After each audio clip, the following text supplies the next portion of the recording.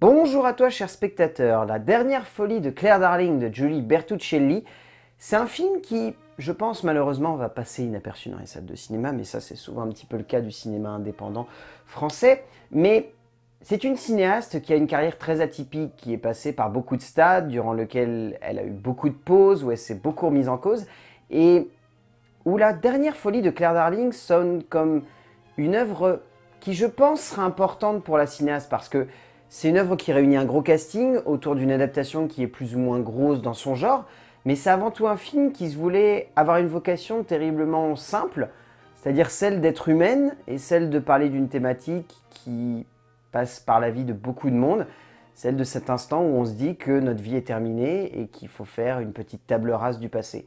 Et rien que pour ça, ça donnait vraiment envie de voir ce que ça allait donner, le nouveau film de Julie Bertuccelli.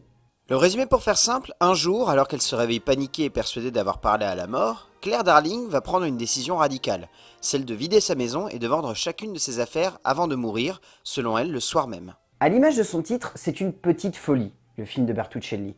C'est pas un film grandiose, c'est pas un film totalement réussi, c'est un film qui passe par beaucoup de stades, durant lesquels on se dit que c'est à la fois une œuvre poétique, une œuvre humaine, une œuvre émouvante, une œuvre sincère, mais également une œuvre trop auteuriste, qui a tendance à mettre en avant des scènes un petit peu clichés, d'être grossière dans son développement de l'émotion, et par instant d'être à la limite de la fantaisie pseudo-surréaliste, pas toujours très intelligente.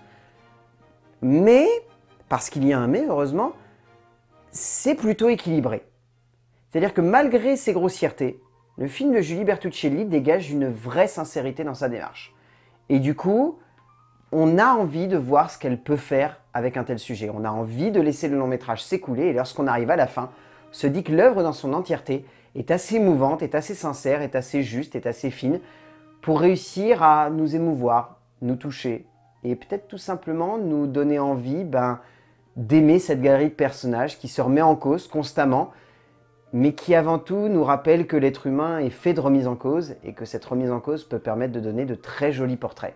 Il est doux de voir un réalisateur ou une réalisatrice parler avec tendresse de notre rapport à la mort ou à la vie au sein d'un métrage qui cherchera au fil d'une trame narrative délicate et tendre simplement à parler de ce qui nous fait peur, soit le plus souvent le poids du passé sur notre vie présente et certainement future. Julie Bertuccelli fait partie de ces auteurs qui a toujours cherché à faire du cinéma un terrain d'exploration émotionnelle et son dernier long métrage le prouve une nouvelle fois de manière délicate et sensible en étant avant tout un long métrage émouvant et sincère autour de la vie d'une femme, de l'impact de son passé pour une œuvre émotionnelle mais surtout sincère dans sa démarche et son regard sur les autres. En termes d'écriture, Julie Bertuccelli, avec l'aide de Sophie Filière, ont écrit un scénario qui est assez juste. Je trouve pas forcément que ça soit un scénario brillant, mais en fait le film tient surtout le coup parce qu'il y a une galerie de personnages assez forte pour faire en sorte que le spectateur arrive à s'accrocher à l'un d'entre eux à un moment un peu important. Parce que le film passe par beaucoup de stades, comme je disais déjà en préambule, c'est-à-dire qu'au-delà de passer par beaucoup de stades émotionnels, caractériels, dramatiques, etc., c'est un film qui passe par beaucoup de stades en se baladant de personnage en personnage. On va surtout se balader entre Claire et sa fille, mais on va également découvrir d'autres personnages qui entourent ce duo, et par le biais de ça, je trouve que les deux auteurs ont réussi à développer assez de thématiques, à mettre en place assez de perspectives, de lecture pour la suite du récit, afin de faire en sorte que nous, spectateurs, on aime ces personnages, ce qui en soi est quelque chose de fort, mais en plus d'aimer ces personnages, on arrive à comprendre leur remise en doute, à se dire à ce moment-là, je comprends pourquoi Claire choisit d'agir ainsi, à ce moment-là, je comprends pourquoi sa fille ne comprend pas les réactions de sa mère, à ce moment-là, je comprends pourquoi cet ami regarde la situation de cette manière-là, ou pourquoi ce prêtre agit ainsi envers cette femme, et ainsi de suite. C'est un scénario en fait qui joue beaucoup sur la mixité des points de vue et sur l'évolution de ces points de vue au fil du temps et de l'impact que le passé va avoir sur ce point de vue en plus. Et du coup, ça permet au spectateur de comprendre les remises en cause, mais en plus de comprendre les remises en cause, de lui-même chercher à savoir comment trouver une solution. Ce qui en soi, malgré les maladresses, démontre bien que le scénario a un vrai équilibre sur son ensemble. On sent que Bertuccelli et Filière voulaient avant tout composer une histoire qui se pose comme étant une grande réflexion autour de la vie et du passé, mais surtout à quel point il est facile de se replonger dans le passé afin de tirer des leçons qui nous permettront de mieux comprendre ce que nous sommes devenus. Ainsi, au fil d'une histoire qui semble assez anecdotique, d'un récit qui s'éparpille par moments un peu trop et qui reste très volage, les deux auteurs veulent avant tout plonger le spectateur au cœur d'une réflexion émouvante et sincère autour d'une simple petite idée, celle de jouer avec nos émotions et avec la sincérité de celle-ci envers les personnages principaux. En termes de mise en scène, je trouve que Julie Bertuccelli, elle amène très bien le côté un petit peu fantaisiste de l'ensemble de son récit. C'est-à-dire que constamment, tout au long du film, il va y avoir une impression de... Comment dire ça?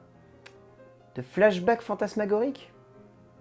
De rêverie. Allez, disons de rêverie, dans le sens où les personnages vont se voir eux-mêmes divaguer dans cette grande maison qui porte en elle le fantôme d'un passé extrêmement lourd, que je ne révélerai pas ici. Mais du coup, ça amène une vraie fantaisie qui est extrêmement émouvante et qui, par moments, dégage une sincérité qui, comme je le disais encore une fois en préambule, parvient à marquer le spectateur malgré tous ces petits défauts, comme je les ai évoqués avant, qui ont tendance à appuyer, entre guillemets, les maladresses d'un ensemble qui n'est pas toujours très juste.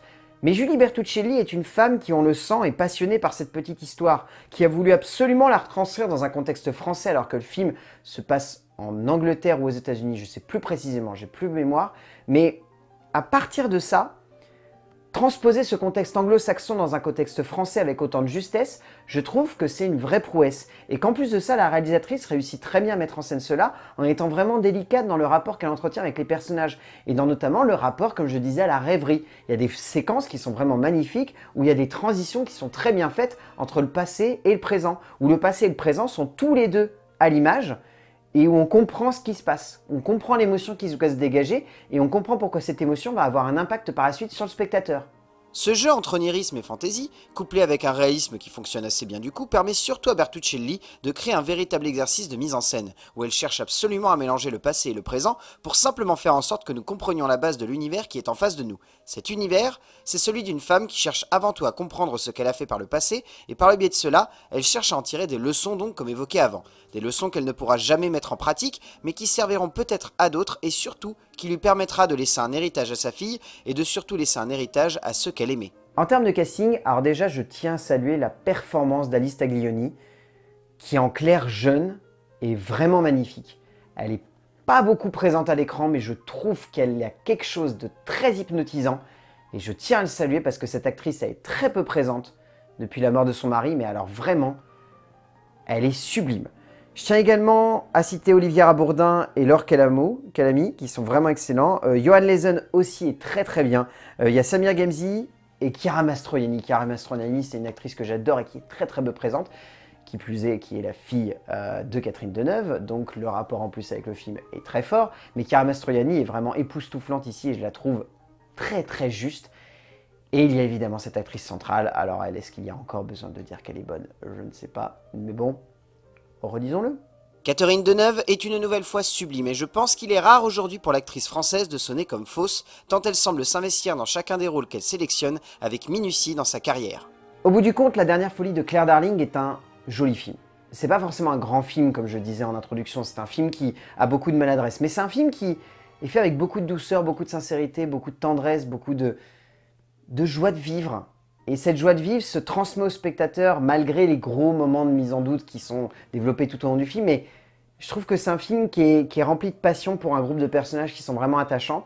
Et je trouve qu'au-delà de ça, c'est un film qui a une vraie émotion, qui a une vraie sincérité dans sa démarche et qui a une vraie délicatesse dans son jeu entre rêverie et réalisme. Et rien que pour ça, La dernière folie de Claire Darling de Julie Bertuccelli, je vous le conseille parce que c'est vraiment un joli film et je sais qu'il ne va pas être beaucoup distribué dans les salles françaises, mais si vous avez l'occasion de le voir, allez-y. C'est vraiment très joli comme film.